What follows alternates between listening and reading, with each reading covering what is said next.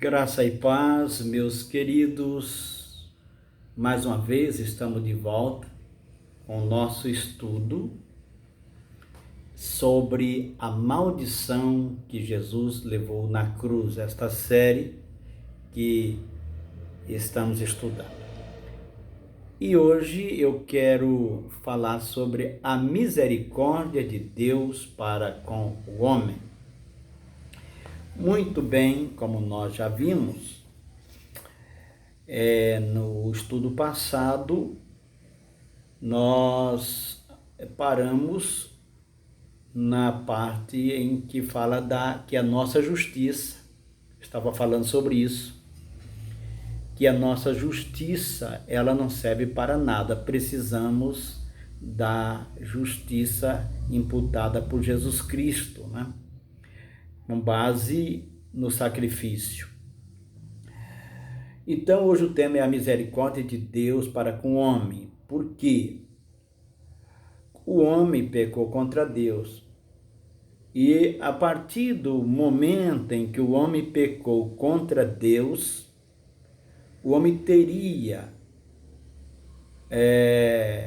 dificuldades que iam acompanhá-lo durante toda a vida. O homem teria um conhecimento dentro da esfera permitida por Deus, porque Deus, ele permitiu o homem conhecimento, só que o homem não tinha a mínima ideia do tamanho do conhecimento que tinha. Gênesis 3, verso 22, diz o seguinte: Então disse o Senhor Deus, eis que o homem se tornou como um de nós, conhecedor do bem e do mal. Em que sentido a Bíblia está dizendo isso? Deus, ele tem conhecimento do bem e do mal por ser onisciente. Deus sabe todas as coisas ao mesmo tempo. Como é que fazemos para entender isso? Nós não vamos entender isso com a nossa cabeça finita. O finito entender o infinito é muito complicado, mas é assim que é. Para Deus, ele conhece tudo ao mesmo tempo, porque ele é Deus. E se não fosse assim, ele não seria Deus. Muito bem. O homem então teria um conhecimento com relação à sua esfera de ação, dentro daquilo que ele precisaria. O conhecimento era necessário à sua vivência, o que ele precisava. Portanto, esse conhecimento seria certamente um conhecimento limitado. Não seria exatamente igual a Deus, que não seria outro Deus, né? Isso a gente que precisa entender. Seria por meio, agora, do sofrimento. Depois que o homem peca, o homem foi afetado. E esse conhecimento que ele vai ter agora, daqui para frente, é um conhecimento limitado, né? Sem dúvida, bem limitado, que seria por meio do sofrimento e também da maturidade que ele ia passar a viver, as experiências que ia ter. Jesus, como filho do homem, sendo humano, o texto diz aqui que ele era sem pecado. Ele, mesmo assim como homem, ele aprendeu a obediência por meio daquilo que sofreu, diz o texto sagrado, né? Por meio daquilo que sofreu, ele aprendeu a obediência. Agora, imagine nós, pecadores, com a nossa cabeça limitada, como seria, né? Se Jesus teve que passar pelo sofrimento, né? Para aprender como homem, Então veja bem, em Hebreus capítulo 5, verso 8, diz assim: embora sendo filho, aprendeu a obediência pelas coisas que sofreu. Como homem, Jesus passou por essa experiência. Portanto, nada que enfrentemos de dificuldade, não há nada que Jesus já não passou primeiro por ela. Então, a dificuldade que você enfrenta hoje, Jesus já enfrentou. No passado, ele já passou por ela. Então, o texto diz assim: e tendo sido, continuando o texto, e tendo sido aperfeiçoado, tornou-se o autor da salvação eterna para todos os que lhes obedecem. Então nós temos, são dois textos aqui, Hebreus 5, verso 8, e depois o verso 9, são dois versos, na sequência do versículo. Então, meu amado, o conhecimento teria que ser buscado com esforço, depois da queda do homem, né? A experiência com o mal, né? Porque agora o homem vai ter uma experiência com o mal que ele não havia tido ainda, né?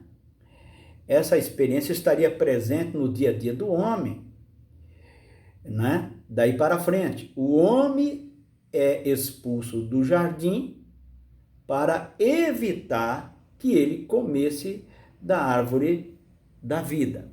Pelo menos é o que o texto dá a entender. Gênesis 3:22 diz assim: assim que não estenda a mão e tome também da árvore da vida e coma e viva eternamente.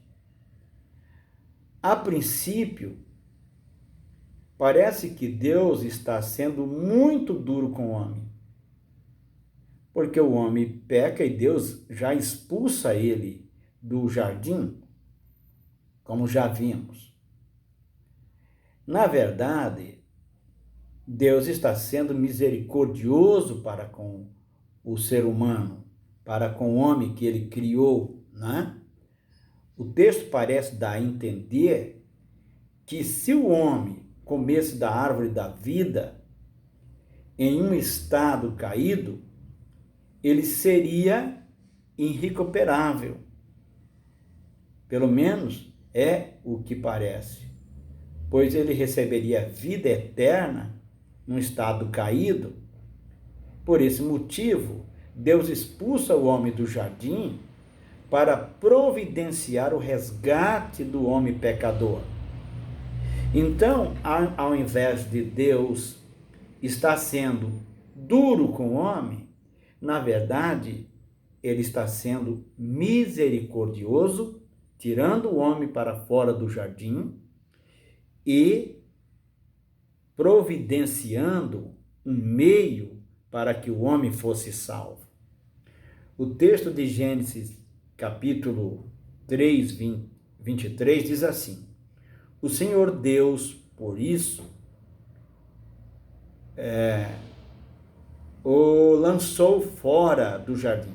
Melhor, repetindo aqui, perdi aqui a linha.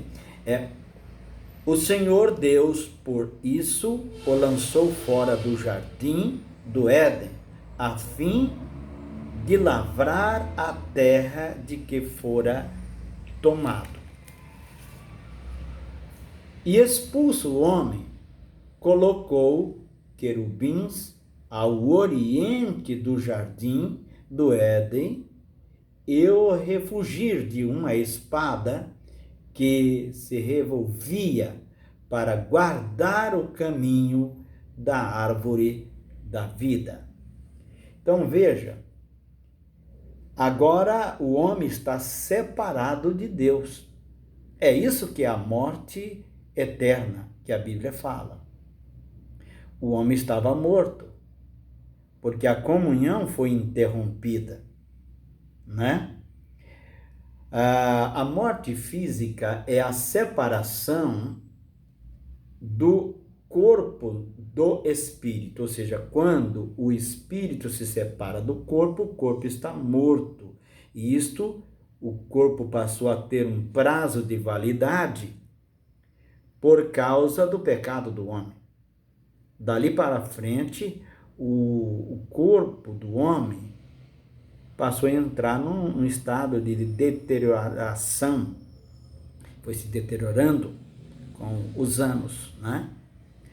E até o ponto de esse prazo de validade chegar ao fim e o espírito se separa do corpo, então acontece a morte. A morte espiritual seria a separação do espírito do homem da presença de Deus. Foi o que aconteceu quando Adão pecou. Por isso, interrompe-se aquela comunhão. Deus o expulsa do jardim e o homem está morto.